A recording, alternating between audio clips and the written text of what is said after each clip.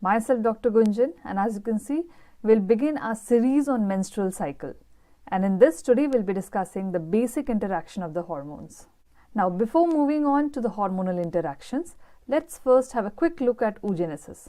We had discussed this in detail in OBS. We'll just have a quick revision. Now what is this oogenesis?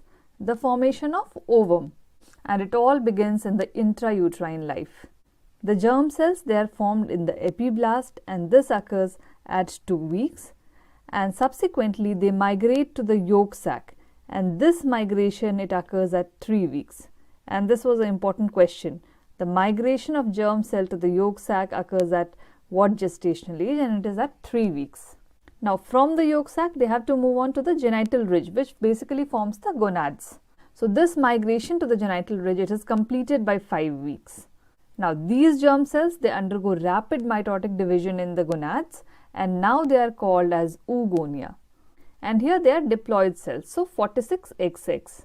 Now most of the germ cells, they continue the rapid mitotic division, but few of them, they enter the prophase of the first meiotic division, and now they are called as primary oocytes.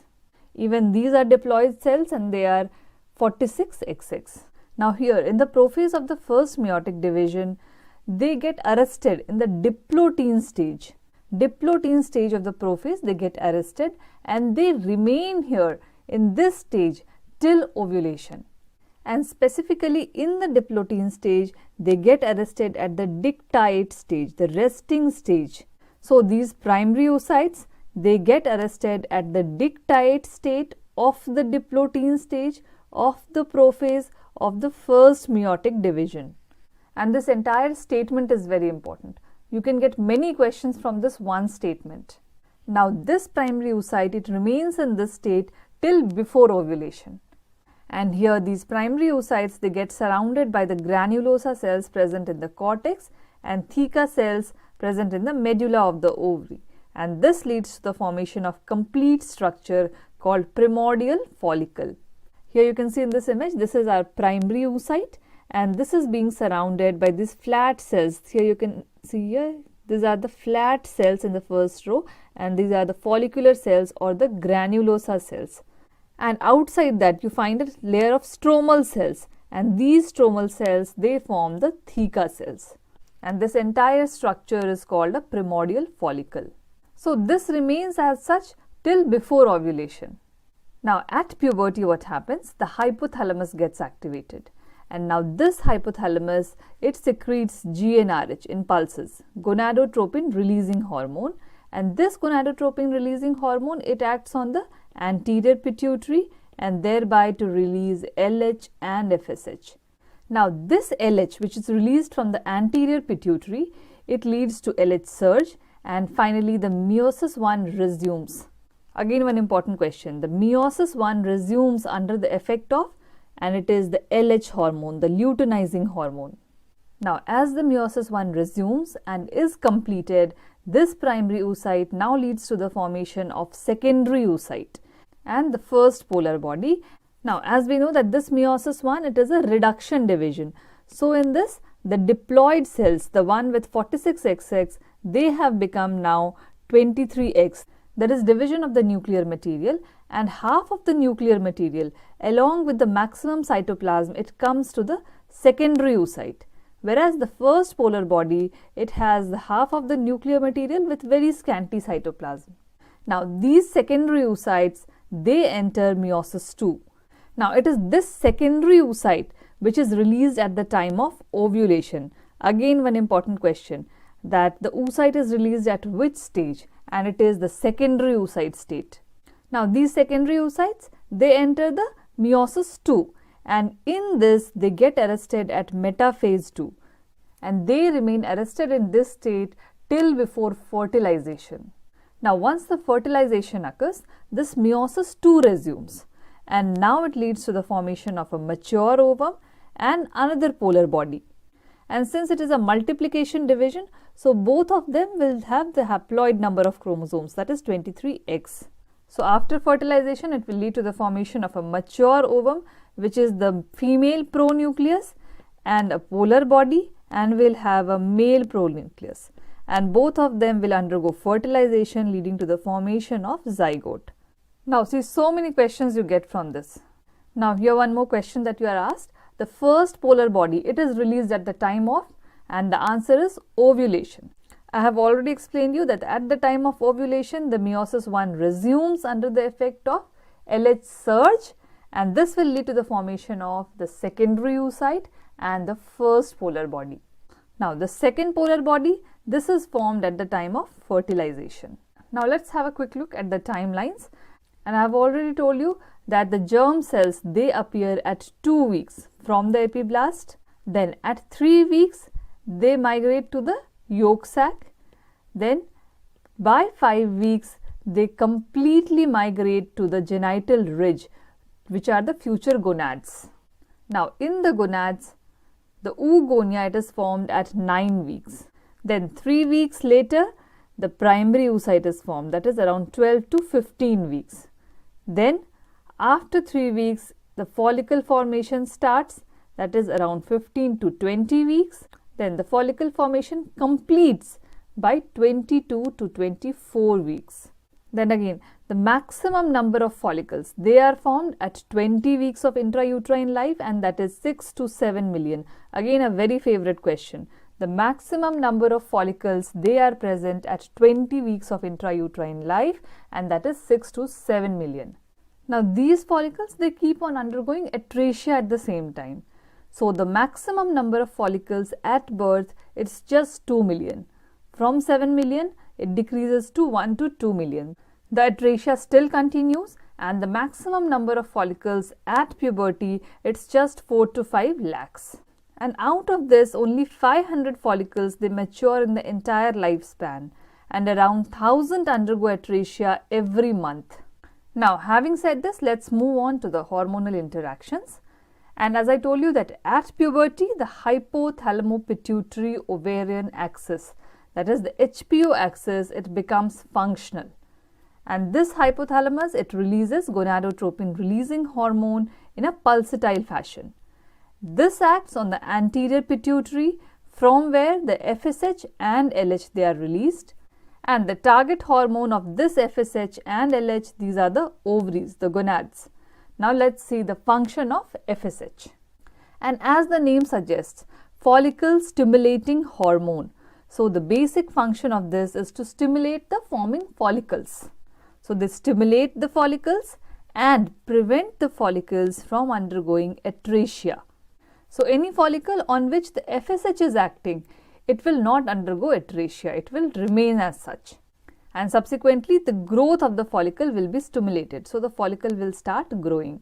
Now if you try to recall the structure of the primordial follicle that we have discussed just now, we have a primary oocyte, and this primary oocyte, it is surrounded by the granulosa cells, the flat cells, and these are the granulosa cells.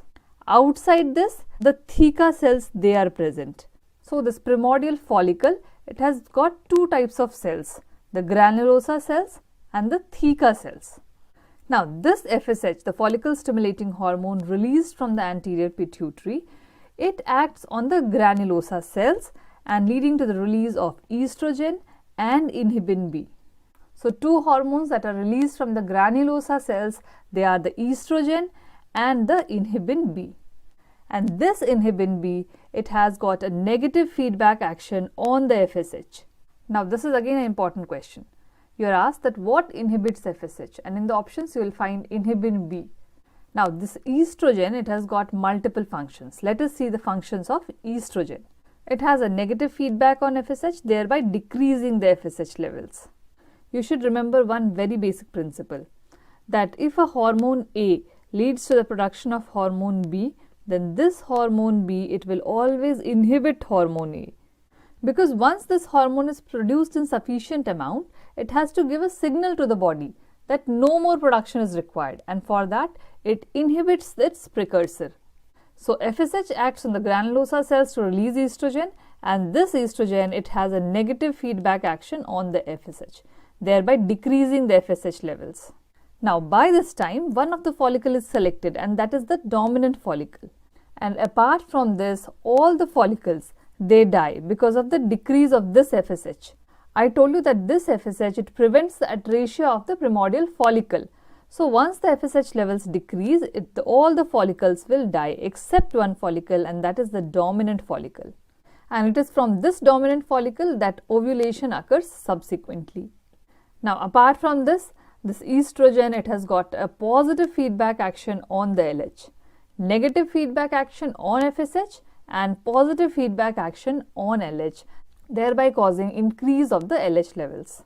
Then they have another very important function, that on the uterine endometrium they cause proliferation.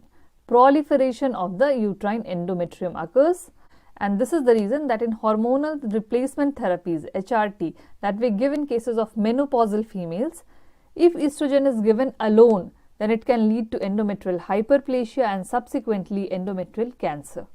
So if uterus is present, estrogen should never be given alone. It should always be combined with a progesterone. Now we have discussed the functions of FSH. Now let's see the functions of LH. How does this LH act? The estrogen, it has a positive feedback action on the LH, thereby it will lead to increase in the LH levels. Now this increased LH, it will subsequently lead to LH surge. LH surge means the rise of the LH levels. And it is because of this LH surge, I told you, that resumption of meiosis 1 occurs and subsequently ovulation will occur. And for this LH surge to occur, the estrogen levels, they should remain elevated for another 24 to 48 hours. Now the second function of LH hormones is that they act on the theca cells, the outer cell layer of the primordial follicle, and here it leads to the production of androgens. Now these androgens, they diffuse into the granulosa cells, and here these androgens, they are converted to estrogen by the action of aromatase enzyme. So aromatization occurs, by which the androgen is converted to estrogen, and this occurs in the granulosa cells. Now here remember this, that this aromatization by which the androgens are converted to estrogen, apart from occurring in the granulosa cells, they also occur in the adipose tissue, the peripheral tissues. But the difference is that this estrogen produced in the ovaries, this is mainly estradiol, whereas the estrogen that is produced in the adipose tissue, it is mainly estrone. And this estrone becomes the major estrogen in cases of postmenopausal females, because in them the ovarian secretion of the estrogen, that is the estradiol, does not occur. Now coming back to the action of LH, and apart from theca cells, they also act on the granulosa cells. Now here they will cause a luteinization of the granulosa cells and thereby leading to the release of progesterone and prostaglandins. So you see here that all the three steroid hormones, they have been formed. The estrogen was formed, the androgens are formed, and the progesterone is formed. Now for the synthesis of this estrogen in the follicular phase, two-cell, two-gonadotropin theory has been advocated, and let us see what is this. Now the basic pathway for synthesis of the estrogen is that this cholesterol, it is acted upon by the enzyme CYP17 and androgens are formed. Then under the action of the aromatase enzyme, the androgens, they are converted to estrogen. So for the formation of estrogen, two enzymes are required, CYP17 and aromatase. But there is a basic difference in the granulosa cells and the theca cells. In the granulosa cells, the CYP17 is absent and the aromatase is present, whereas in the theca cells, the CYP17 is present and the aromatase is absent. So for the synthesis of estrogen, both the granulosa cells and the theca cells are required. So in the theca cells, the cholesterol, it is acted upon by the CYP17 and the androgens are formed, and this occurs under the basic influence of the LH hormone, the luteinizing hormone. We had discussed that this luteinizing hormone, it helps in the formation of androgens in the theca cells. Now this androgen, it is diffuses into the granulosa cells, and in the granulosa cells, under the effect of the enzyme aromatase, this androgen is converted to estrogen, and this occurs under the influence of FSH, the follicle stimulating hormone. So you see here that two cells, that is the granulosa cell and the theca cells, are involved, and two different gonadotropins are involved, the LH and the FSH. So this is the two-cell, two-gonadotropin theory for the synthesis of estrogen in the follicular phase. Now the action of LH, we had already discussed that this helps in the resumption of meiosis 1 leading to ovulation. Then second, we saw here that it leads to the formation of androgens. Now the third, it acts on the granulosa cells, and here it causes luteinization of the granulosa cells. And from these luteinized granulosa cells, progesterone is released. So small amount of progesterone, it is released even before the ovulation. And this small amount of progesterone, it has a positive feedback effect on LH and FSH. So here you see in small concentrations, the progesterone, it has a positive feedback effect on LH and FSH. Whereas in high concentration, this progesterone will have a negative feedback effect. And subsequently, it will lead to LH surge and ovulation. So this was about the basic hormonal interactions.